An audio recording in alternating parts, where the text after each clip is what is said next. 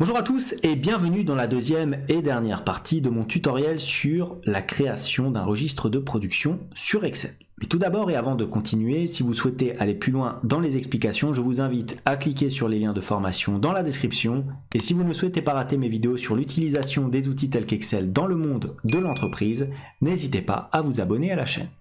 De plus, pour ceux qui souhaiteraient uniquement acquérir le fichier sans passer par le tutoriel vidéo, sachez que tous les documents sont disponibles en illimité et dans leur version finalisée pour mes contributeurs Patreon, plateforme dont vous trouverez le lien en description. Alors, dans cette deuxième partie de tutoriel sur la création d'un petit registre de production, nous allons mettre en place l'ensemble des différentes formules. Alors, je vais démarrer directement par le petit cliffhanger sur lequel je vous ai laissé lors de la première partie qui concerne bien entendu notre format d'heure. Souvenez-vous, nous avions ici une heure d'arrivée 9 heures, l'heure de départ 15 heures, donc une durée de travail de 6 heures. Pareil ici avec une durée de 19 heures. Quand je cherche à additionner cela, ça me donne 1 heure. Pourquoi est-ce que ça me donne 1 heure ? Je vais vous expliquer très facilement. En réalité, par défaut, Excel est sur un format à 24 heures. C'est-à-dire que dès lors qu'il additionne des heures au-delà de 24, il va redémarrer à 0. Pourquoi est-ce qu'on est à 1 ? Tout simplement parce qu'il va 19 plus 6, ça fait 25. Comme il retourne à 0 à partir de 24, et bien ce qui reste, quand il y a 25 heures, c'est 1 heure. Et donc, il m'affiche ici 1 heure. Comment faire, me direz-vous? Eh bien c'est très simple, en réalité c'est qu'une histoire de format. Donc on se place ici dans notre total. Et je fais un petit clic droit. Je vais dans format de cellule. Qu'est-ce que j'ai? J'ai le format heure que j'ai sélectionné. Mais je peux avoir aussi un format personnalité et c'est ce que je souhaite. Je vais dans format personnalisé. Et je vais sélectionner un format heure. Alors attendez, on va regarder s'il n'y en a pas un qui est préétabli et qui pourrait éventuellement nous aller. Voilà, regardez, je vais prendre celui-ci et je vais le modifier. Je vais enlever un des H que vous voyez ici. Tout simplement, comme ceci. Et je vais le mettre en crochet. Vous avez remarqué que ici, l'exemple nous permet de voir directement ce que cela va nous afficher. Donc, je vais mettre un crochet ici. Pour l'instant, pas de changement. Je me déplace vers la droite et je mets un autre crochet, comme ceci. Et là, vous avez remarqué quoi? Que automatiquement, nous sommes à présent passés sur un format d'addition classique. C'est-à-dire que lorsqu'on va aller au-delà de 24 heures, on va effectivement avoir la somme. Donc j'appuie sur OK tout simplement, comme ceci. J'ai donc mes 25 heures qui s'affichent. Hop, je centre l'ensemble de mes éléments, je n'oublie pas. Je peux sélectionner d'ailleurs cette ligne-là et la mettre en gras. Ensuite, attention, ce n'est pas fini. Il va falloir là aussi rajouter des éléments. C'est-à-dire qu'on va faire un petit clic droit et je vais appliquer exactement le même format. Donc je vais aller dans personnaliser, je vais regarder où est mon format. Voilà, il est à la fin, donc j'appuie sur OK, hop, comme ceci. Voilà, pour l'instant ça ne change rien. Maintenant, je vais rajouter des petites formules. Petite formule simple, pourquoi? Pour enlever tout simplement le 0 qui est assez gênant ici, qui n'est pas très esthétique. Je vais copier-coller ma formule d'écart comme ceci. Voilà. Donc on a des zéros, ça ne nous sert pas vraiment à grand chose. Donc qu'est-ce que je vais faire? Je vais tout simplement rajouter une petite fonction conditionnelle. Si nous avons une cellule vide, alors on renverra une cellule vide, sinon on appliquera tout simplement la formule. Je ferme ma parenthèse, j'appuie sur Entrée, je fais un clic droit copier et je colle, bien entendu, ma formule. Voilà, c'est déjà beaucoup plus propre. Je fais pareil pour ma colonne d'écart. Si j'ouvre la parenthèse, nous avons ici une cellule vide, donc est égal à 2 guillemets, point virgule, on applique pas la formule, point virgule, on renvoie une cellule vide, point virgule, on applique la formule. Je ferme la parenthèse, j'appuie sur Entrée. Voilà. Copier, clic droit, coller la formule. C'est déjà beaucoup plus propre. Ici, on a un 0, c'est normal. Ensuite, pourquoi? Parce que je n'ai pas mis d'éléments, tout simplement. Regardez, si je mets ça, voilà, je me retrouve avec les éléments correspondants. Une fois qu'on a fait ça, qu'est-ce qu'on fait? Eh bien, naturellement, on va tout simplement appliquer les mêmes formules sur notre tableau du personnel temporaire. Alors, qu'est-ce que je peux faire? Je peux par exemple recopier le format de la durée afin bien sûr, d'avoir les différents éléments. Donc, je fais un petit clic droit.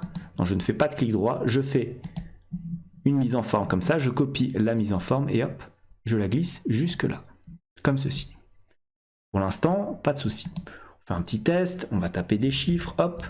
Si je mets 10 heures, vous avez remarqué, j'ai tapé un 10 et forcément, le format ne s'est pas adapté. Pourquoi? Parce que le format heure, c'est un chiffre, 2 points, et la suite, comme ceci. Voilà, 15 heures. Il faut bien afficher le bon format. Maintenant, si je rajoute encore 20 heures, j'ai bien 5 plus 10 plus 20, 35. Donc, mon format est juste. Comme ceci.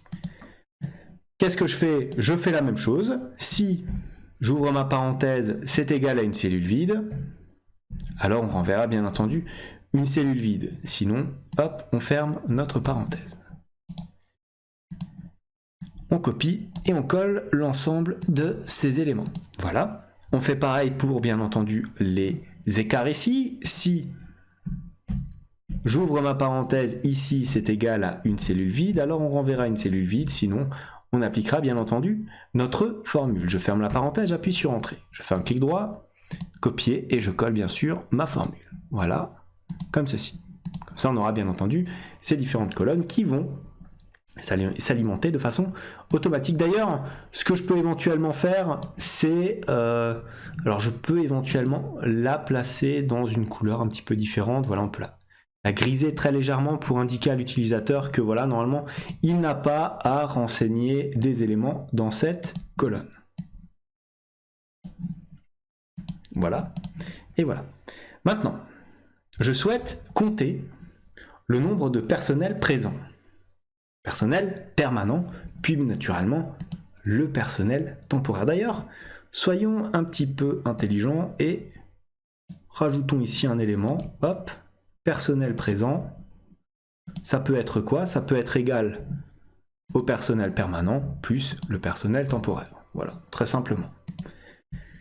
Pour le personnel permanent, ça va être égal à quoi? Alors, est-ce qu'on n'a pas une fonction qui nous permet de faire ça? Si par exemple je prends nbval, détermine le nombre de cellules d'une plage qui ne sont pas vides. Ça peut être intéressant pour compter le nombre de personnes dans mon tableau. Je sélectionne donc nbval, je double-clique. Et cette fois-ci, je sélectionne, regardez, hop, ici, les cellules de mon tableau. Je ferme la parenthèse, j'appuie sur Entrée. J'en ai 2. Au total, 2. D'ailleurs, je vais mettre ça un petit peu au centre. Voilà. Pareil ici, égal nbval. Voilà, et je sélectionne, pareil, ma colonne. Je ferme la parenthèse, j'appuie sur Entrée. Donc j'ai un personnel temporaire et 2 permanents, ce qui me donne bien entendu 3 personnels. Bon, c'est très bien, l'atelier vous le mettrez vous-même, atelier ou service, enfin peu importe, vous avez compris à quoi sert cet élément. Maintenant, ce que je peux vous proposer de faire éventuellement, c'est de rajouter une petite mise en forme conditionnelle qui va déterminer si l'écart de production est positif ou non. Alors comment est-ce qu'on va faire ça? On va rester très simple, on va sélectionner notre colonne, comme ceci, et je propose de sélectionner le total, avec, voilà, hop, contrôle, on sélectionne tout ça. Mise en forme conditionnelle, on va prendre règle de mise en surbrillance. On va prendre supérieur à. Supérieur à quoi? Pas 200, supérieur à 0. Si c'est supérieur à 0, ça veut dire quoi? Ça veut dire qu'on a réalisé la production espérée, donc on va pas mettre du rouge, on va féliciter la personne et donc on va mettre du vert, très simplement, comme ceci. Voilà. Donc supérieur à, on va être à comme ceci. Donc j'appuie sur OK. Ensuite, qu'est-ce que je vais faire? Je vais sélectionner comme ceci. Donc pareil, hein, je prends les différents éléments. Hop. Voilà. Je prends inférieur à. Et là, on va prendre du 0. Et cette fois-ci, on va laisser les éléments en rouge. J'appuie sur OK. Voilà. Maintenant, ce que je peux éventuellement faire,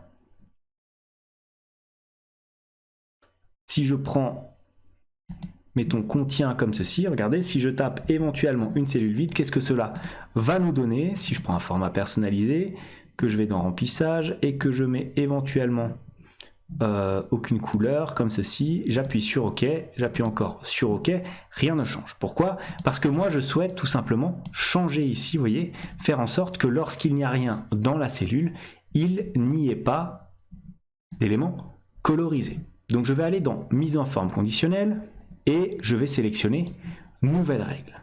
Voilà. Allez, qu'est-ce que j'ai? Mettre en forme d'après les valeurs, donc ça ne m'intéresse pas. Appliquer une mise en forme uniquement aux cellules qui contiennent. Appliquer une mise en forme éventuellement aux cellules. Donc on va sélectionner éventuellement qui contiennent. Et regardez. Et je vais prendre cellules vides. Cellules vides, donc appliquer une mise en forme uniquement aux cellules contenant des cellules vides. Donc rien du tout. La mise en forme, ça va être quoi? Ça va être, allez, on va prendre un arrière-plan blanc. On appuie sur OK. On appuie encore sur OK. Et regardez là, on a 3 mises en forme distinctes qui fonctionnent plutôt bien. Si maintenant je m'amuse à remplir ici un élément, par exemple, hop, 200 et 250, je vais avoir quoi? Étant donné, n'oubliez pas qu'il faut choisir ici les prénoms, donc on va mettre cette fois-ci Pierre. Allez, on va mettre Pierre-Paul encore une fois. Là, on a notre élément qui va donc apparaître. Vous avez donc compris le schéma. Je vais rajouter la même chose ici en termes de mise en forme conditionnelle. Donc on répète tout simplement les manipulations. Mise en forme conditionnelle, hop, supérieur à 0. On applique un format vert. Voilà. On reste sur notre sélection. Inférieur à 0. Cette fois, on aura du rouge et encore. Nouvelle règle cette fois-ci. Cellules qui contiennent, on sélectionne cellules vides et on va envoyer tout simplement un arrière-plan blanc comme ceci et comme ceci. Voilà. Je regarde si je n'ai rien oublié, j'ai mis en forme l'ensemble de mon tableau. J'ai mis donc les différentes cases, voilà, on a donc les éléments qui s'affichent ici, notre petit écart en couleur vert si c'est positif, en rouge si c'est négatif. Voilà donc ce que je pouvais vous proposer comme petit registre de production. Alors les pistes c'est quoi? Ce serait éventuellement de mettre encore des mises en forme ici, de rajouter peut-être des éléments en colonne qui vous permettraient de calculer notamment la durée horaire de travail pour l'ensemble de la semaine d'un employé. Bref, je vous laisse des pistes de réflexion. Voilà ce que j'avais à vous dire sur ce tutoriel relatif à la création d'un registre de production. Si cette vidéo vous a plu comme d'habitude, n'hésitez pas à la liker, à la commenter, à vous abonner à la chaîne si ça n'est pas encore fait. Moi je vous dis merci et à bientôt pour une nouvelle vidéo.